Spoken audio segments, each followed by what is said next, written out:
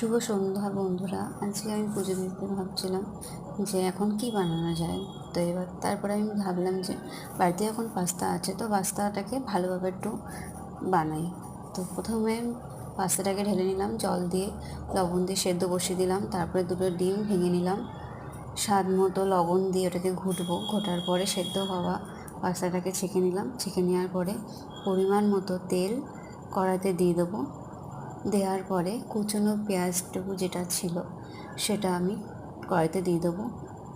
দেওয়ার পরে ভালো করে নেড়ে চেড়ে পেঁয়াজটাকে, ঘুটনো ডিমটাকে আমি পেঁয়াজের সাথেই ভেজে নেব। ভেজে নেওয়ার পরে সেদ্ধ করা পাস্তাটি দিয়ে ভালো করে নেড়ে চেড়ে ওর মধ্যে লবণ,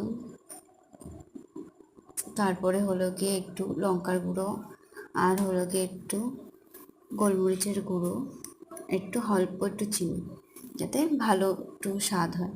তো দেওয়ার পরে দেখো তৈরি